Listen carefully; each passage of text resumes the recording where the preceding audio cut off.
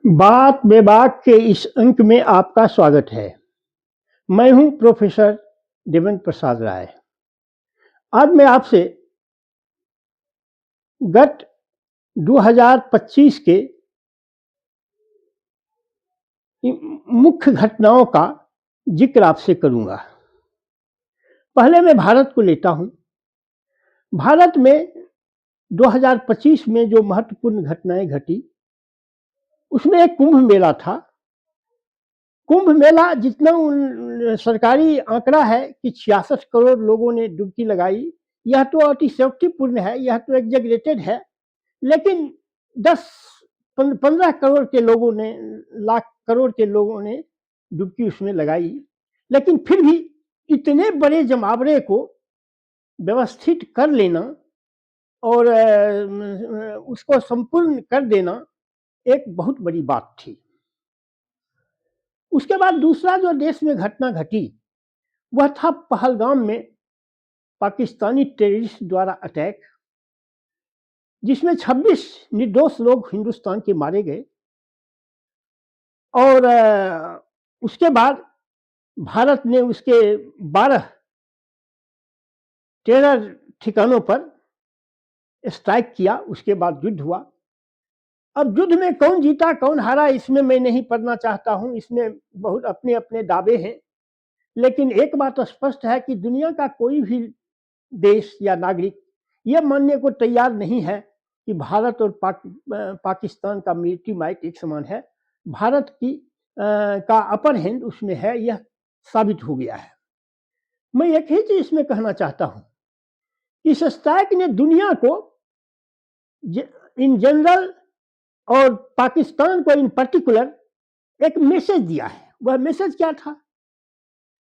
2008 में मनमोहन जी के समय में भी टेरर अटैक हुआ था। मनमोहन सिंह जी ने चिट्ठी लिखी पाकिस्तान को, उसने उसको रद्दी की टोकरी में फेंक दिया, जो शुरू से ही पाकिस्तान करता आया है। जब उसने नेहरू लियाकत एग्रीमेंट को जब रद्दी के टोकरी में फेंक दिया, तो फिर इस एग्रीमेंट की क्या बिसात थी? तो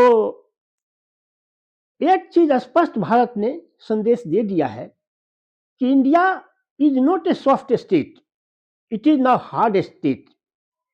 if you prick them they will retaliate. अगर आप उसको चुभेंगे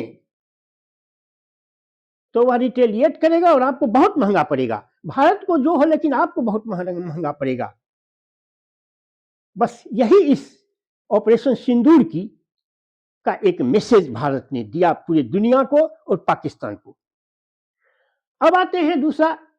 भारत में काफी शोर रहा विगत 2025 में एसआईआर का, special intensive revision of electoral rolls. Bihar में हुआ, बहुत सफलतापूर्वक हो गया, और उसके बाद जो परिणाम आए वह भी बिल्कुल अप्रत्याशित था। बिहार भारत के किसी लोगों ने अनुमान नहीं किया था कि राजद की इतनी बुरी दशा हो जाएगी, और अब तो राजद टूट के कगार पर खड़ी है। लेकिन एसआईआर का बहुत बिहार में हल्ला रहा, और उसके बाद 12 स्टेट में और यूनियन टेरिटरी में हो रहा है इस पर, और सब जगह तो नहीं, लेकिन पाकिस्तान में बहुत इस पर बाबिला है, क्योंकि पाकिस्तान में घुसपैठिए हैं भी अधिक।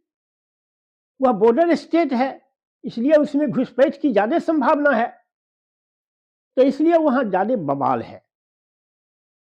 और फिर 26 में इलेक्शन भी होने वाला है। उस इलेक्शन में 3 प्रांत में इलेक्शन होंगे, पश्चिम बंगाल, तमिलनाडु और केरल। उसमें तमिलनाडु और केरल में तो भाजपा का कुछ है नहीं, लेकिन पाकिस्तान उसके लिए, पश्चिम बंगाल उसके लिए बिल्कुल अहम है। पश्चिम बंगाल का इलेक्शन ठीक है, 29 का सेमीफाइनल तो यह नहीं है, लेकिन आने वाले भविष्य की राजनीति को प्रभावित यह जरूर करेगा। इसमें एक खास बात यह भी रहा कि केरल में 45 सालों से उसके तिरुवनंतपुरम में लाल झंडा, मेयरल चुनाव में लाल झंडा का शासन था। इस बीच सरकारें कांग्रेस की भी रही, लेकिन तिरुवनंतपुरम में मेयर मार्क्सवादी पार्टी सीपीएम के ही होते रहे। इस बार यह 45 साल का रिकॉर्ड टूट गया और अब लाल झंडा की जगह पर वहां केसरिया झंडा फहरेगा। ये एक युगांतरकारी घटना देश के पैमाने पर हुई। अब मैं संसार के दूसरे मुल्कों में आता हूं, इसमें क्या सब घटना घटी। तो एक तो कंबोडिया और थाईलैंड का युद्ध है। इसमें सबसे आश्चर्यजनक बात यह है कि दो बौद्ध देश और एक हिंदू मंदिरों के लिए लड़ गए, हिंदू मंदिर के लिए लड़ गए। यह एक आश्चर्य की बात है। दूसरा, जैसा कि नोबेल प्राइज के पागलपन में ये डोनाल्ड ट्रंप सब जगह मध्यस्थता करता फिरता है, तो वहां भी लेकिन अभी शांति है। दूसरा, गाजा पट्टी में नरसंहार चालू है। 70,000 लोग मारे जा चुके हैं, लाखों लोग घायल हुए हैं। उन मरने वाले और घायलों में बच्चे, बूढ़े, औरतें सभी हैं। वहां पूरा मानवीय संकट खड़ा हो गया है। अमेरिका ने मध्यस्थता भी की, हॉस्टेज का आदान प्रदान भी हुआ, लेकिन अल्टीमेट शांति नहीं हो पाई। अल्टीमेट शांति वहां फिलिस्तीन के न्यायपूर्ण समस्या के निदान से ही संभव है। अभी तक उसमें वहां पीस नहीं लौट पाया है। तीसरा सबसे बड़ा रहा ईरान और इस्राएल का युद्ध। इस्राएल का युद्ध तो वह प्रत्यक्षतः था, परोक्षतः अमेरिका लड़ रहा था। जो ईरान के न्यूक्लियर वेपन्स नहीं बनावे, उसके न्यूक्लियर ठिकानों को ध्वस्त करने के लिए उसने उस पर आक्रमण किया, लड़ाई हुई। अब कितना वह ध्वस्त कर पाया नहीं कर पाया, सबके अपने अपने दावे हैं, तो उन दावों में नहीं पड़ना चाहता हूं। लेकिन लगता है कि एक बार फिर वह 26 में उस वहां युद्ध की स्थिति आई। चौथा, उक्रेन वार तो चल रहा है 4 सालों से। इस साल डोनाल्ड ट्रंप ने उसके लिए मध्यस्थता की कोशिश की, लेकिन डोनाल्ड ट्रंप का जो फार्मूला था वह वह वह समझौता नहीं था, वह उक्रेन का सरेंडर था। जो उक्रेन अकेला नहीं लड़ रहा है। उक्रेन के साथ 32 नाटो देश हैं, समझिए पूरा यूरोप उसके साथ लड़ रहा है। इसलिए जो उक्रेन को मंजूर नहीं होना था न हुआ। इसलिए वहां भी अभी युद्ध रुकने का हमको निकट भविष्य में कोई आसार नहीं लग रहा है। लेकिन इसका एक कुपरिणाम यह हुआ है कि पूरी दुनिया में अब आर्म्स का रेस चालू हो गया है। डोनाल्ड ट्रंप ने यूरोपियन कंट्री सबको अपना डिफेंस बजट बढ़ाने को कहा है, हथियारों का जखीरा जमा करने को कहा है। इससे पूरे दुनिया में आर्म्स रेस तेज होंगे। तो ये सब विश्व में घटना घटी। अब आने वाला जो 26 है, मैं उम्मीद करूंगा कि दुनिया में शांति हो, दुनिया का में भारत का और दुनिया के लोगों का जीवन सुखमय हो। लेकिन फिर भी हमें जो आसार दिख रहे हैं उसमें ताइवान और चीन के बीच युद्ध हमें लग रहा है कि 26 में वह होकर रहेगा। 5 तरफ से ताइवान को घेरने की कोशिश चाइना कर रहा है, और जाहिर है कि ताइवान पर वह अटैक करेगा तो उसमें जापान भी कूदेगा, और जापान कूदेगा और अमेरिका समर्थन देगा, तो यह युद्ध चीन को बहुत महंगा पड़ेगा और पूरी दुनिया में ये प्रभाव, पूरी दुनिया को ये प्रभावित करेगा। मैं उम्मीद करता हूं कि दोनों जगह के राजनेताओं को ये विजडम पर देखिए क्या होता है। उनको युद्ध के से वार के एस्केलेशन से बचना चाहिए। यही विश्व के शांति के पक्ष में है। दूसरा है यूएस और वेनेजुएला के बीच युद्ध की स्थिति बनी हुई है। अपने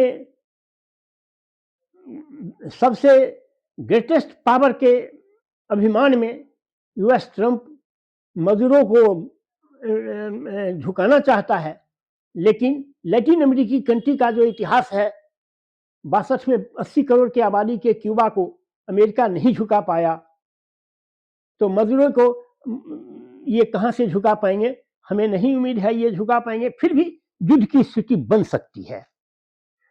तीसरा है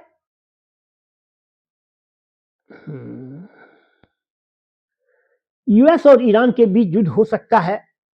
तो ये सब पॉसिबिलिटी है, लेकिन हमें उम्मीद है।